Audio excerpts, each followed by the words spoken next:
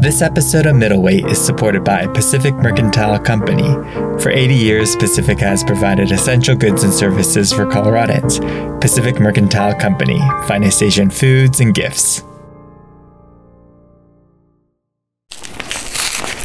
All right, I'm opening it. I'm tearing the envelope. I've been in Colorado for almost 3 months now, and Alyssa occasionally asks me what my favorite things have been about her home state.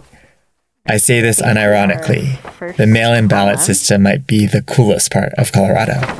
And we got first in order, which is randomly decided, but the psychology of apparently how many people will just vote for whatever name is first also still exists to this day. So who knows how many votes I get simply because I got first.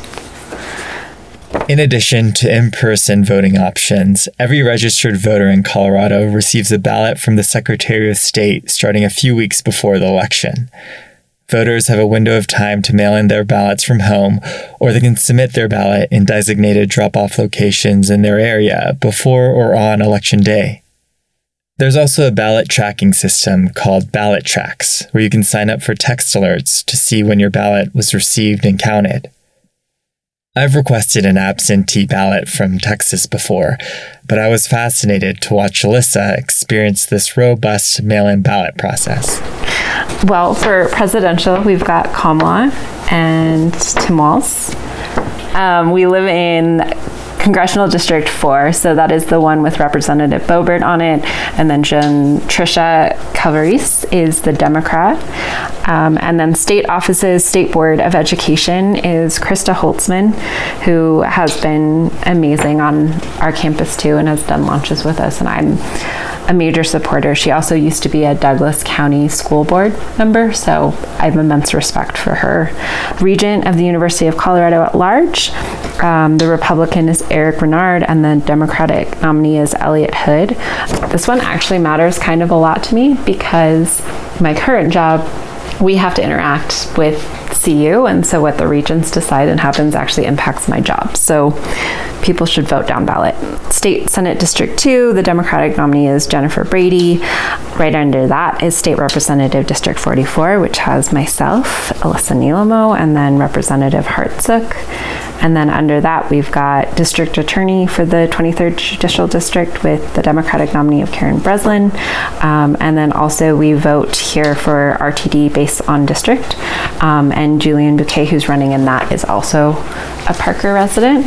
And fortunately for you all, this goes on for 4.5 additional rows because this is a giant ballot this year that will probably take me 45 minutes to make sure I feel like I filled it out correctly and I have all the propositions and ballot measures right. Basically, Colorado makes it as easy as possible for voters to vote. I've mostly voted in person, so being able to sit down with your ballot and do your research in the comfort of your own home sounds nice. This comes in handy, especially when there's a long list of ballot issues. I think the exciting ones that we need to talk about are probably that on the Colorado ballot this year, we can constitutionalize our right to access to reproductive health care and abortion care.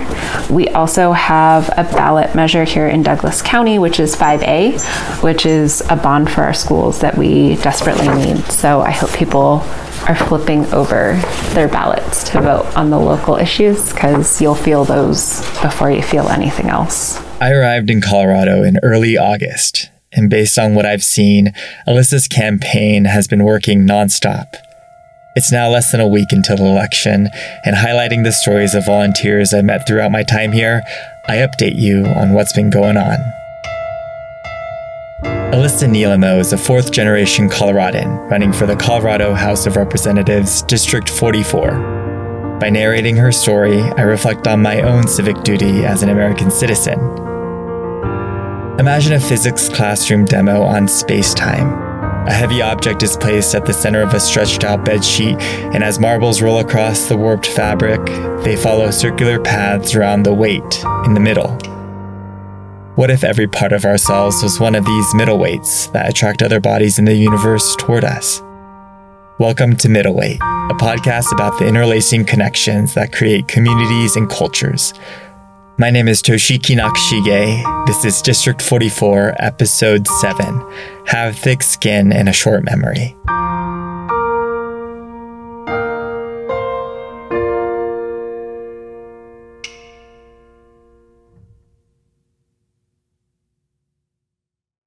When we agreed that I produce a podcast about her, Alyssa gave me access to the behind-the-scenes action that takes place in a first-time candidate's campaign. Running for office, of course, involves fundraising and creating a budget for the ways she planned to get her name out to voters. But a lot of the work that happens is dedicated to recruiting a team of volunteers, much of which begins months before the election season really ramps up. One of the first people I met working on Alyssa's campaign was Meg Furlow. My name's Meg Furlow. I am the outreach coordinator for Alyssa's campaign. Meg moved to Douglas County with her family in 2021. After learning about the extremist views that were affecting the public schools, she started volunteering for the school board campaigns last year. Her involvement in local politics is personal for her. Well, I have a toddler. He's not quite in school yet, but he will be attending our public schools, so I have a vested interest in the quality education that he gets. And also as a member of the LGBTQIA community, I want our schools to be safe and welcoming and for him to feel like he belongs there. Meg met Alyssa while canvassing last fall.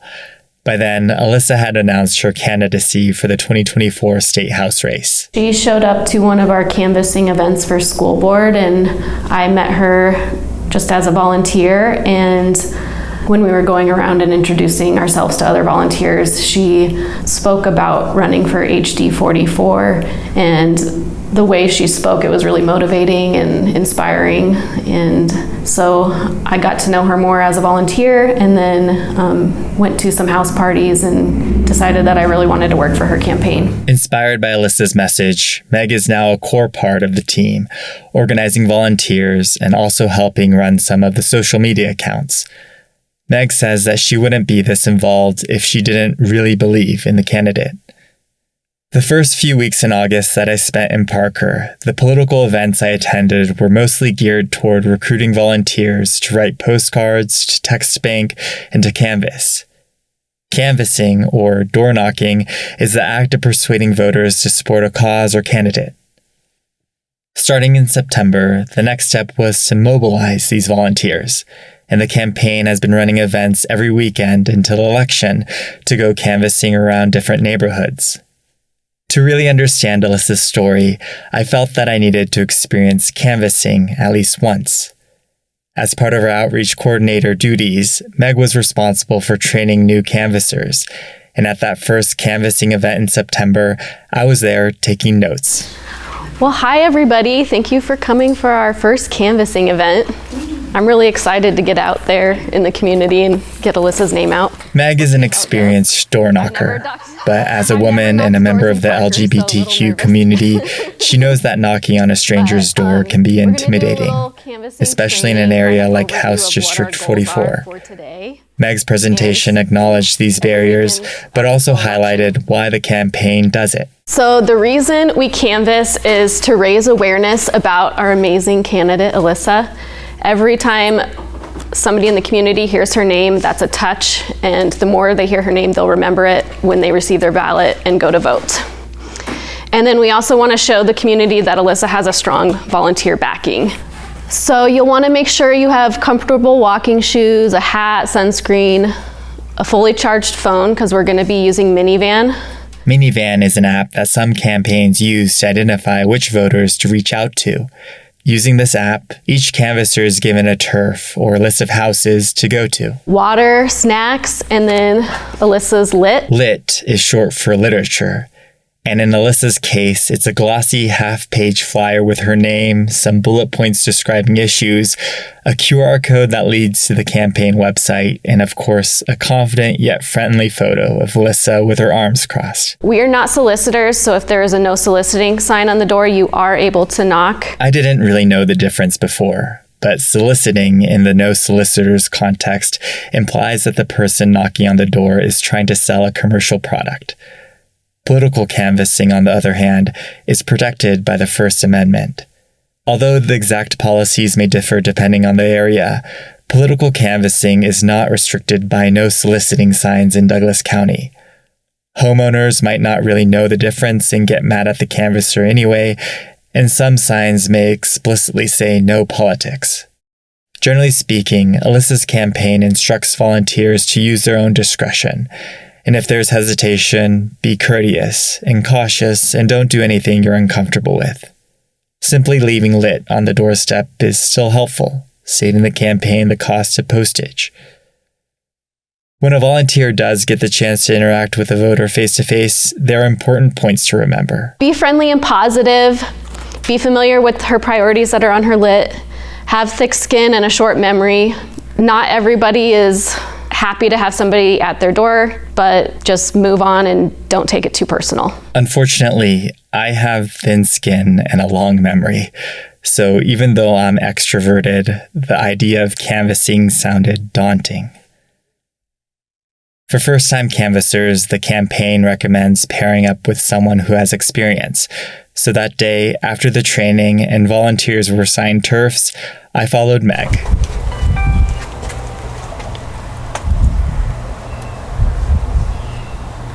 Hi, we're out canvassing for Alyssa Nielamo. She's running for House District 44 to put people before politics. We're going to leave some information on your doorstep. Oh yeah, under the pot. The majority of the houses we approached had cameras on their doorbells. So when no one answered the door, we were often talking to those doorbells. Sometimes the residents would be outside their house, going to their car or gardening in their front yard, which gave us the opportunity to introduce ourselves. Okay, and then down that way and then down that street. Oh, this is our next one. Hi. We're out canvassing for Alyssa Nielamo today. Sorry? We're out canvassing for Alyssa Nielamo. She's running for House District 44 to put people before politics. Okay. You can look on her website, but she's all about good governance, protecting public education, small business. Okay. Yeah. I'll look her up. Thank you. If we did see someone in their driveway or get them to open the door, voters typically didn't know who was running in their district's state house race, which I guess means that we were doing our job. I was originally only planning to go canvassing a couple times, but I ended up canvassing about 6 times throughout September and October. Every weekend that I did it, I learned something new. I also met a lot of dedicated volunteers. My name is Iris Pixler. I'm 19 years old. I'm currently a sophomore at Colorado College, and I graduated from Legend High School in 2023. Iris Pixler goes to college in Colorado Springs, but she's frequently home in Parker over the weekends to canvass for Alyssa. Iris met Alyssa earlier this year in June. We have like a town fair. It's called Parker Days. It was kind of right at the beginning of summer. I was there with my boyfriend, just like walking around, looking at all the booths, and there was Douglas County Democrats. So I went up to the booth to kind of talk to them, thank them for being there. And I think like their initial reaction, everyone at the booth was like kind of surprised, like not a lot of young people have been stopping. Like, why'd you choose to stop at a political booth? And I was like, talking about how I'm majoring in political science and how it's always something I've been really passionate about. And then I kind of started chatting with Alyssa, and she told me about how she was running for state house. And she just seemed super down to earth. And I could tell from that first interaction how kind she was and how like she was really doing this for the right reasons. She was doing it because she cares about Parker and she cares about the people who live here. And like telling her kind of about my background, she was like, well, I'd love if you would come like help with the campaign. And she later told me she didn't really expect that I would actually like follow up or anything. But I ended up going to like an ice cream social a couple days later. I saw her speak for the first time, and that was incredible. And I guess I wanted to spend my summer doing something meaningful, especially for a place that means so much to me. So I was really excited to get involved. Iris was born in Denver, and her family moved to Parker when she was 2 years old. She grew up in Parker, and the community in Douglas County matters to her. She went through the public school system, and her mom and siblings live here. Throughout the summer, Iris got involved with the campaign, and before the academic year started, she and her mom, Donna, hosted a political house party for Alyssa, inviting their neighbors and friends to their home and encouraging them to get involved. That's actually where I first met her, and we kept in touch. Eventually, I asked Iris if she'd be willing to speak with me. I could feel her dedication, and I was curious about how she became so passionate about politics at a young age. A big influence in her interest in politics came from her mom. From a young age, talking to me about politics, it was never a way where she was trying to force her ideas on me, but explaining the political parties and explaining, the current political climate and the issues, and kind of letting me develop my own ideas around that. Iris was always excited to participate in the political process, and this year will be the first presidential election that she's eligible to vote in. She registered as a Democrat as soon as she could. As part of the state's efforts to encourage early civic engagement among young people, in Colorado, 16-year-olds are able to pre-register to vote, and they become automatically registered when they turn 18. Iris explained to me that, when she was in high school, she started to become aware of some of the issues going on with the Douglas County School Board. The superintendent was illegally fired in February 2022 during Iris's junior year in high school, and she remembers witnessing the tension among teachers, staff, school administrators, and parents. She was also exposed to local politics through car painting, which was a new concept to me. God, I'm trying to think the best way to explain this to someone who hasn't grown up seeing it, but there's that car chalk, and people will on the back of their windshield, they'll kind of just write out the candidates they're voting for, and then maybe the slogan that the candidates are running with. So when you're driving behind that car, you can see it, super visible. And then they'd have car painting events. I remember it was kind of big when Corey Wise had been fired, kind of in that protest movement. And so it's kind of something I've always seen, especially for local elections and especially for school board. Iris's early interest in politics motivated her to choose political science as her major at Colorado College, but she knows that not all of her peers are as politically inclined as she is. I think in general, the people I'm surrounded with are pretty politically engaged because those are kind of the circles I look for. But I think in general, people in my age group are kind of feeling disillusioned with politics today. I think it's easy to feel your voice doesn't really have an impact. Things with the Electoral College and living in a state that is consistently voting blue. I think since the federal elections are so much more publicized, people kind of feel those are the only ones that matter. And since they feel their vote doesn't really do a lot on the federal level, they kind of sometimes maybe don't vote or don't feel excited about it or feel motivated to do it. Younger voters historically have the lowest turnout. And in a state like Colorado that will reliably vote one way for the presidential election, I can understand why that might be the case. I remember feeling this way when I was younger. But Iris has recently learned how much voting matters when it comes to local elections. And I think a lot of people my age probably do follow federal politics. With this being a presidential election year, I think a lot of people are getting more excited about that. But I think no one knows who their state representative is. And I don't think I would have known unless I met Alyssa. But I think local politics are so important, and having someone from Parker go to the state house to represent us and what we need is really important. But I think it kind of gets pushed aside. Besides a handful of governors, I don't think I can name a single elected official who has represented me in a state-level office in all the places I've lived. Even when it comes to federal-level politics, though, Iris acknowledges why many of her peers are discouraged. I do think it's kind of if I can't have a candidate who supports everything I support, then I don't want to support them, kind of that mentality. And also there are so many problems with the system, what's the point in trying to fix any of them? Because there's no way we can get to the system that I envision being the best for everyone. I was impressed with Iris's understanding of voter behavior. There often just aren't enough options to address the myriad of issues that matter to voters.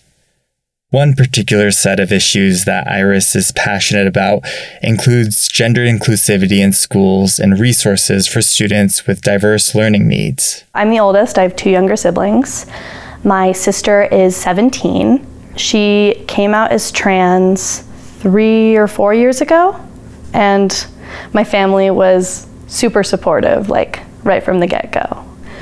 But also a little nervous because like that kind of created a whole new set of obstacles for her in a world where there are already so many obstacles.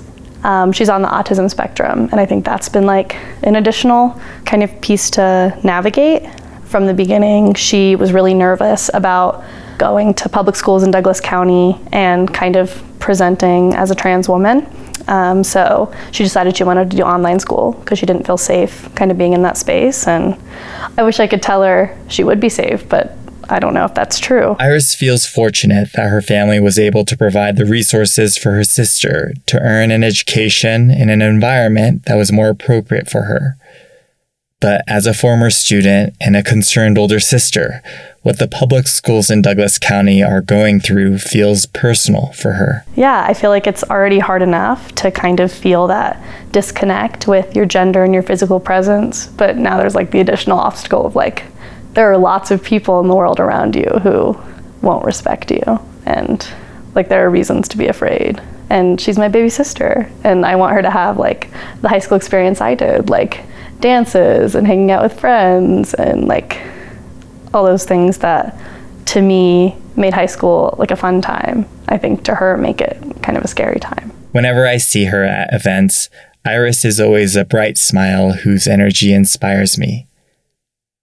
Iris earned a Betcher Scholarship, which covers her full tuition at Colorado College. She also wrote an article that was published in Colorado Politics about the House District 44 race, interviewing both Representative Anthony Hartsook and Alyssa Nielamo.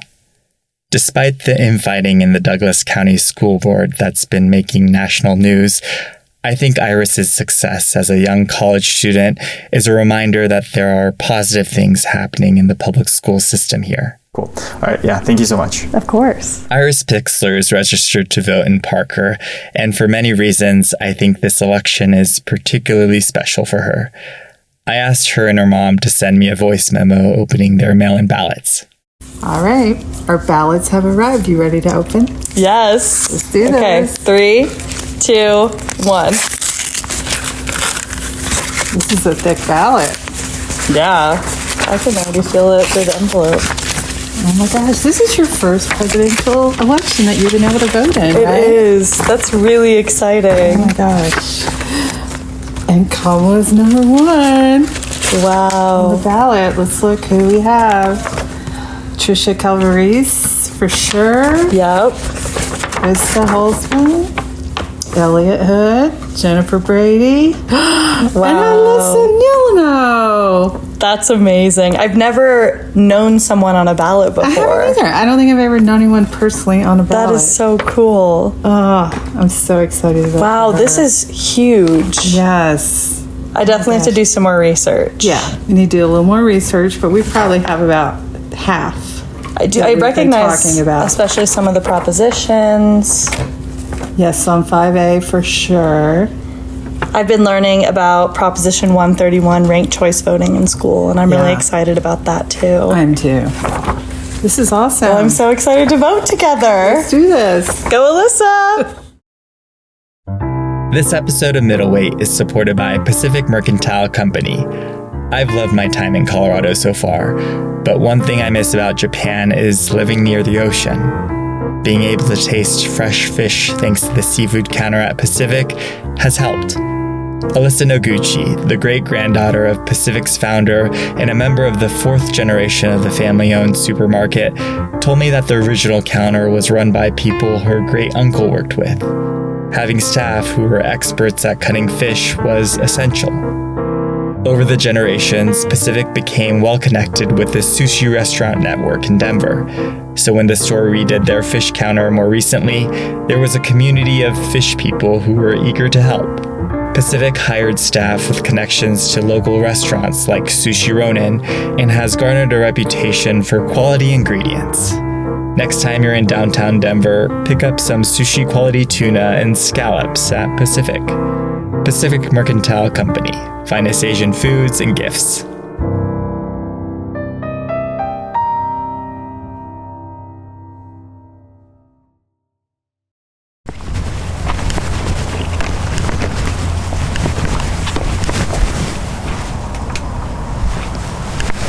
Oh, hi. My name is Toshiki. I'm Canvas. I don't live in Parker. So I'm the realtor. Oh, okay. So no one lives here right now? No one lives here Oh, right okay. now. Great. Thank you so much. Yeah. Have a great Yeah, day. thank you. Minivan uses pretty sophisticated algorithms to sort through which doors would optimize your candidate's reach. But I learned that occasionally the app just isn't updated with the most recent voter information. Canvassing can be a bummer sometimes, but it was motivating to see so many volunteers show up to each of these Saturday morning events. Most volunteers I've met have been parents, retirees, generally people I perceived to be older than me. But I noticed that there was also a group of high school students who had attended multiple events. When I met them for the first time, I assumed that they were there for volunteer hours. I introduced myself and told them about the podcast. But when I saw them at another event, I followed up with two of the students and asked, with their parents' permission, if they'd be willing to be interviewed by me. As I was pulling up to meet them, I saw a car in the driveway with all the Democratic candidates listed on the rear windshield. Car painting, I thought. My name is James. Hi, my name is Kelly. I'm 17, but I'll be 18 in like 2 days. When I interviewed James and Kelly, they were both 17. But Kelly, having turned 18 since I interviewed her, is now eligible to vote in this general election. My assumption that these high school students were only at Alyssa's canvassing event to get volunteer hours was astronomically wrong. They're passionate about getting involved in the political process, and over the past few years, they've been involved in various get-out-the-vote activities for Democratic candidates representing Douglas County. James and Kelly don't actually live in House District 44, but they understand the importance of helping a first-time candidate like Alyssa. Name recognition in Douglas County is the name of the game, to put it in simple terms. And it's really a grassroots effort of people getting out, door knocking, dropping literature, phone banking, and being involved in a campaign in a way that makes sure that their name gets out there. And honestly, it's just kind of fun. Being out and like supporting a cause, it makes it seem worth it. And it makes it seem like you're doing something to help your community. And that's the main thing for me is when I canvass is making sure that my voice is getting heard by getting someone elected that shares similar values to me. I was barely aware of what was going on when I first voted, so I was impressed by how early James and Kelly started educating themselves about politics. So I was diagnosed with diabetes at 10 years old. And from then on, it's just been a really big focus for me to give, for people to have access to healthcare. James became interested in politics because of healthcare. So when Bernie Sanders was proposing the Medicare for All plan, it sounded really good to have, everyone in the country insured and have access to healthcare.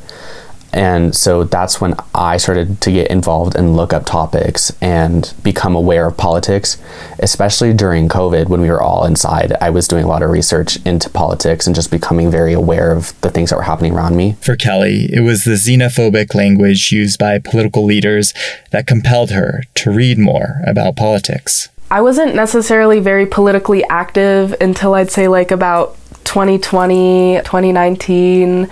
Especially when COVID really hit and I was in 7th grade in middle school and especially being one of the very few Asian American kids in a very predominantly white middle school, oh my gosh, in history class we would watch CNN and it would just be about general news and most of the news would be about COVID spreading and that kind of stuff. And I remember kids would ask me why'd you bring it here, or what'd you have for dinner last night, and I don't know, it just felt so weird to me that now my peers were it's hard to describe, but seeing me so differently now after this one thing happened.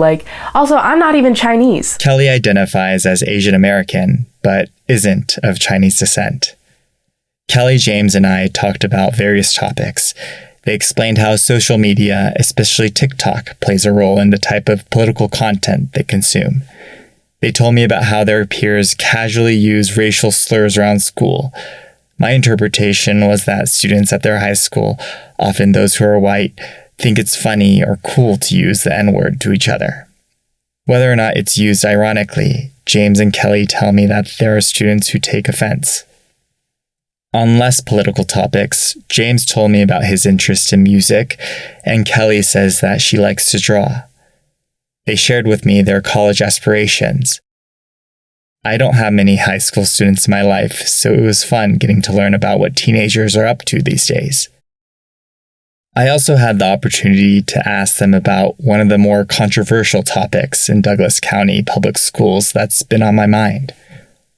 I've touched on the subject matter before, but over the past 2 months, the world history lesson that asserted Leonardo da Vinci was gender fluid has caused considerable drama in Douglas County school board meetings.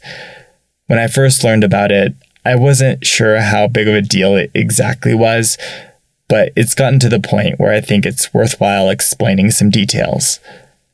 I'll first acknowledge that I couldn't find a journalistic source that investigated all of the facts, but based on what I could piece together, a history teacher showed a film that presented a theory that the Italian Renaissance painting Mona Lisa was a representation of the artist Leonardo da Vinci's feminine side. It's unclear to me when exactly the term gender fluid was first explicitly used in this context, whether it was during class or only in the parents' reaction. But the story is that, to a classroom full of students, maybe in response to a student's question about the video, the teacher claimed that Leonardo da Vinci was gender fluid. One of the students in that classroom was the son of a conservative Christian woman named Brandy Bradley, who's the HD 39 State House elected member and a leader of the local Moms for Liberty chapter. In an encounter that she documented on her X account, Representative Bradley confronted the teacher about the video, and in at least one post called or strongly implied that the teacher was a groomer. She also says that Christian conservative students wouldn't feel included in a classroom that has multiple LGBTQ flags. This X post garnered an outsized amount of attention, resulting in death threats to the teacher. This conflict evolved into recurring discussions at the weekly school board meetings. Videos of school board meetings are streamed and recorded online, so I watched some of the ones dealing with the Mona Lisa incident, and yeah, the meetings are contentious. I majored in art history in college, and based on some of the weird discussions I've had, this type of provocative theory about Leonardo da Vinci is fairly typical as far as the discipline of art history goes. I looked into the scholarly work behind the painting, and yes, this feminine self-portrait theory does exist. But perhaps to Representative Bradley's credit, the more widely accepted position regarding this famous portrait is that the subject is a woman named Lisa del Giocondo. One way to interpret this whole ordeal is that it's about what a parent, a teacher, or a school board member thinks should or shouldn't be taught in high school. Some community members, like those in Moms for Liberty, are framing the discussion as a threat to religious freedom. But at its core, I think the issue is whether the concept of gender fluidity itself is valid. And although I know that there's a difference between the two, whether transgender people exist, it's become a way to single out transgender students. In the circles I've inhabited, there are passionate critics of Representative Bradley. There are social media accounts dedicated to voting her out of office. I've gone down internet black holes trying to get a grasp of what she's trying to accomplish, but examining Representative Bradley's online footprint, the most striking thing to me is the veiled language that threatens violence toward people she disagrees with.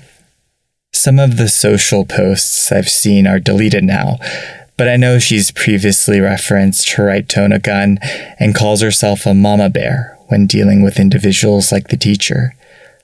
I live somewhere that has wild bears, and I'd be scared for my life if a mama bear came after me.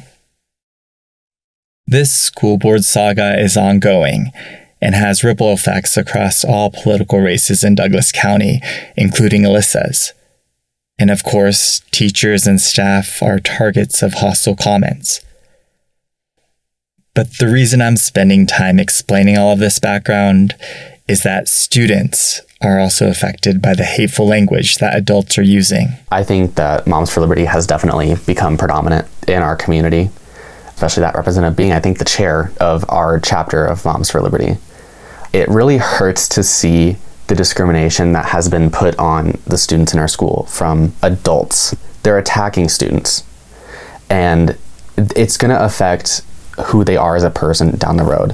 Whether they see it from adults or students, it doesn't matter. They're still being discriminated against. And I feel like it's just being subjected to discrimination from adults it's abhorrent. And I feel so strongly about inclusivity and diversity and equity that it's imperative for the recognition of LGBTQ people, especially young people. Students believe that adults are fostering black and white modes of thinking, especially in an era when both information and disinformation are readily accessible.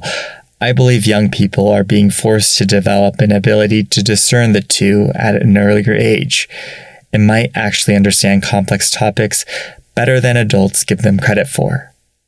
The students I spoke to see the value in having calm, nuanced discussions. Even if I'm someone who has mainly more left-leaning ideas, I think it's important to sit down with other people who have different ideas from me and have civil conversations with them to understand why, because it's like there's so much debate and of people fighting each other and hating each other and being like, well, you're wrong because this and that.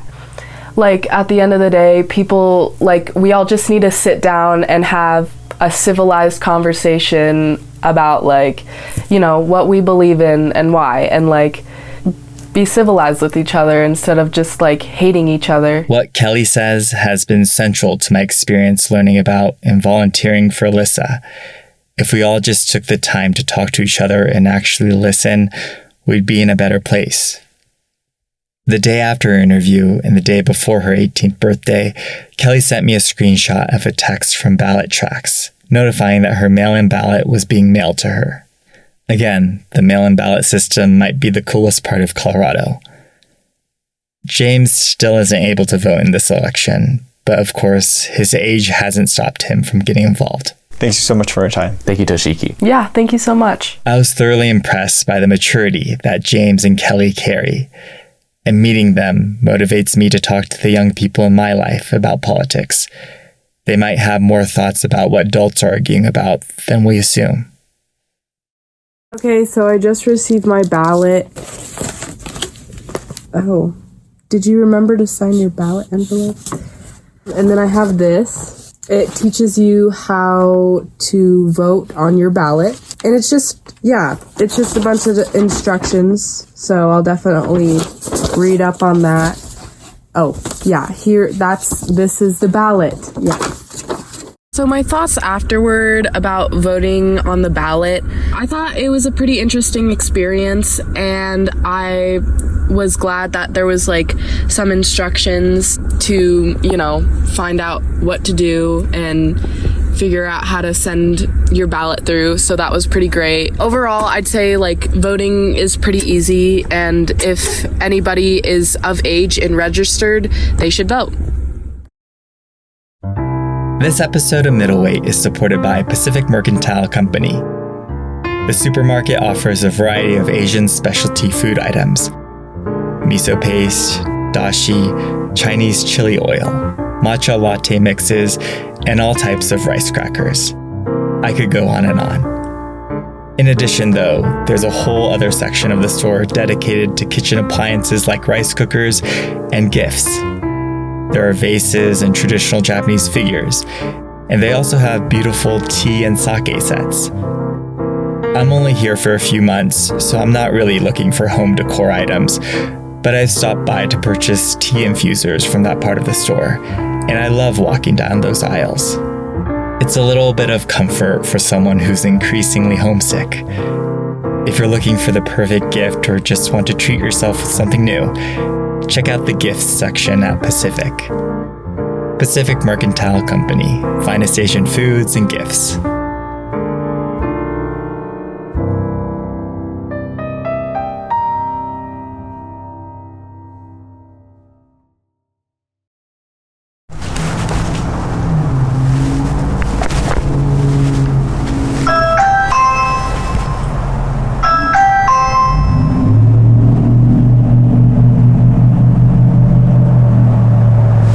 Hi, my name is Toshiki. I'm a volunteer canvassing for Alyssa Nielmo. She's a candidate for State House, House District 44. I'm going to just leave some information up. Sorry, we're not interested. Have a great day. Okay, thank you. There were some discouraging moments and also comically sad ones, but there were also bright spots canvassing. Of the approximately 10% of houses where someone answered the door for me, I encountered a handful of people who sounded genuinely grateful to be receiving this information. Many of them cared about the public school system. I'll also remember the one guy who, after hearing my spiel about Alyssa, all but promised to vote for her. Reflecting on my experiences canvassing, I'll share 3 ideas I walked away with. First, the information you think of as private is probably out there in some database, and a political campaign will use it to hunt you down. For example, Minivan is a software that Democratic Party candidates employ to target likely Democratic-leaning voters. The Republican Party has something similar, but essentially these programs use Secretary of State voter registration, voting history, internal party surveys, donations to special interest groups, socioeconomic information, and other sort of personal data that might indicate a voter's likelihood to support a particular candidate or cause. My second takeaway is that politics can be lonely.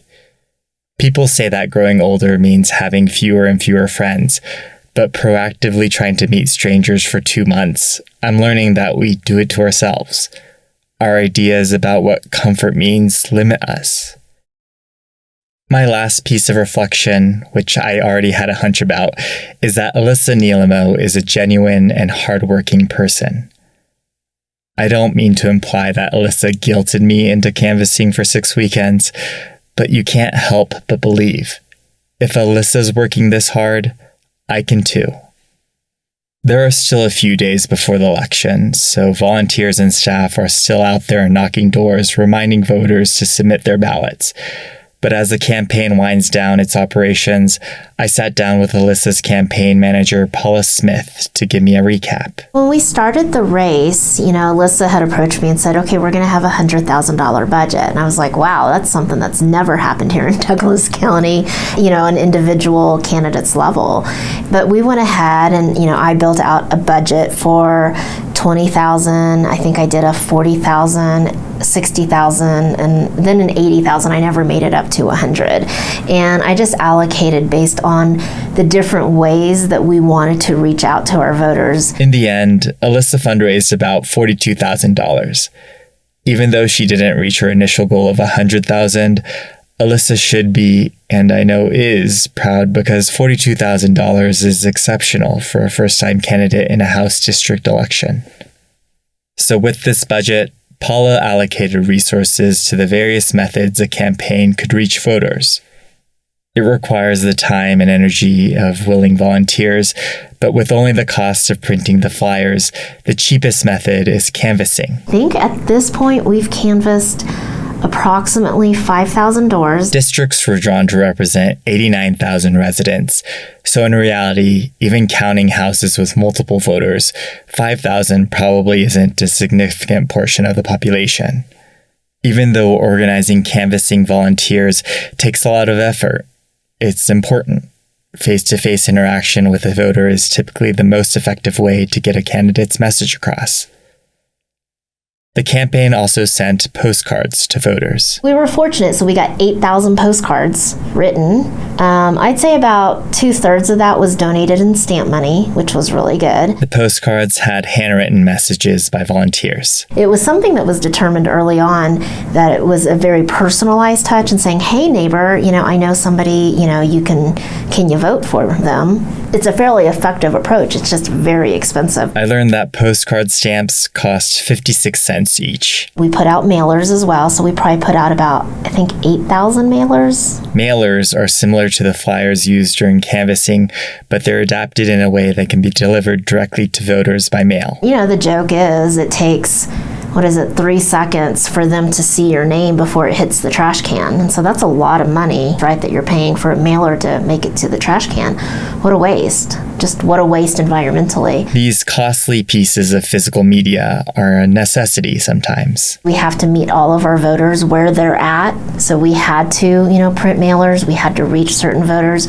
We had to think about how do we want to allocate our funds? Like, who are the people that we want to do the mailers to? Apartments, certain populations, that are not as walkable. Because, now that you've been, canvassing, right, you understand you can't get to all of them. So for those, you want to send mailers and postcards. Those are the types of demographics that you're looking to do. Lastly, there are ways to reach voters through the internet. And then you want to kind of wrap it all up with a digital campaign. A digital campaign includes the ads you see before watching a YouTube video. And then we put out about $13,000 worth of digital advertising, which, hits, it follows you around. So it basically says, okay, Toshiki is watching CBS right now, right? So let's throw an Alyssa ad out there so that they can see what she's about. What Paula means when she says digital advertising follows you around is that advertising companies use cell phone provider data to target specific users on perhaps multiple apps or devices they're spending time on. Again, the information you think is private probably isn't. I actually think digital is better because you don't just see that ad one time, you may see it 8 times. Right? And that's going to leave a longer impression than a 3-second trip from mailbox or from your porch to the trash can. Over the course of the campaign, Alyssa also received 13 endorsements. Her most recent endorsement was by U.S. Senator John Hickenlooper, former Denver mayor and Colorado governor. The Douglas County Democrats put on an event a couple of weeks ago. It was a partnership with John Hickenlooper, and he came out, and it was a get out the vote, kind of rally. The local candidates in attendance were given the opportunity to speak about why they were running and what motivates them. Alyssa gave a speech about how she was inspired by her family's history in Colorado. You could just see Senator Hickenlooper's face. I think he said, wow. I think we saw that at one instant because it was so compelling and so moving, and he didn't even hesitate after that to give her his endorsement. I think it's pretty standard that a candidate's campaign will reach out to an organization or individual asking them for an endorsement. And it's somewhat of a formal process with applications and interviews sometimes. But this endorsement by Senator Hickenlooper happened more organically. We were not expecting it. So then I approached one of his campaign staff, and they were like, yeah, just give me your information. And sure enough, we got it. I think he even offered to canvass for her at some point. Given his very busy schedule and the compressed time frame, I don't think we're going to be able to make that happen. But I was like, that's pretty impressive when you have somebody offering of his caliber to canvass for her and to go door to door with her. The campaign posted a video of Alyssa's speech at that event, and after watching it myself, I agree, it was moving.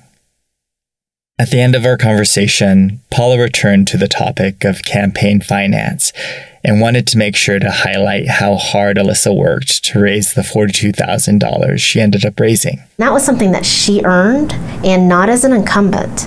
So incumbents are generally privy to the special interest money that they're getting.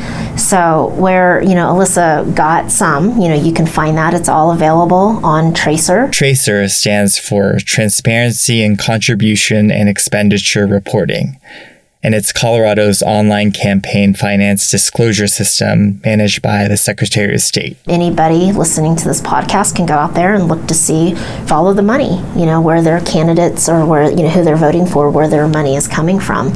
But you can clearly see, her opponents was getting a ton of special interest money and, a lot of it. Special interest money refers to funds provided by specific groups, often with vested interest in specific policies or legislation, to a candidate or party, usually in exchange for influence. Alyssa receives some special interest money, but the incumbent typically receives more than the challenger. In the 2024 HD44 race, Anthony Hartsook indeed received more special interest money than Alyssa. and about 4 times more. The other thing is that, the opponent was able to loan himself like $15,000. Alyssa's a working class candidate. She doesn't have 15 grand lying around to boost her message, because that's what the money is. All of the money that we use is for her message to reach as many voters as we can to convince them that she's the right candidate. But we have to have money to pay for that, right? She didn't have, unfortunately, 15 grand just lying around in her own personal funds that she could have dedicated towards this. He did, so that's a situation of people voting for somebody who actually represents them, who has walked in their shoes. And I think a lot of people in Parker are working class individuals, right? She is a working class individual. Candidates are able to use their own money to fund their campaigns, with the potential to repay themselves from future campaign contributions. From that standpoint, he did outraise her because of the special interest money and because of his own personal loan. But if you take out those factors, they were neck to neck in fundraising, which was incredible given that Alyssa, this is her first race that she's run. The limit for a campaign contribution to a Colorado House of Representatives candidate by an individual donor is $450 per election cycle. There are higher limits for contributions from different types of groups, and there isn't a limit for how much a candidate can give to their own campaign. Given the competitive fundraising numbers, Paula is happy about what Alyssa was able to accomplish as a first-time candidate. I was curious and looked at Tracer myself. Based on contributions made between January 1st, 2023 and October 23rd, 2024, Representative Hartsook earned about $55,000 from 173 contributors, with a median contribution of $200. Alyssa earned about $42,000 from 320 contributors, with a median contribution of $84. Not counting special interest groups, she had more than double the number of individual contributors and raised more from individual contributions than her opponent. I immersed myself in Alyssa's political life the past few months. Getting introduced to Alyssa's personal and professional networks as well, I have begun to understand a theme in her life in Colorado. This state welcomes everyone. I met the sensei who taught Alyssa the Japanese martial art naginata when she was younger.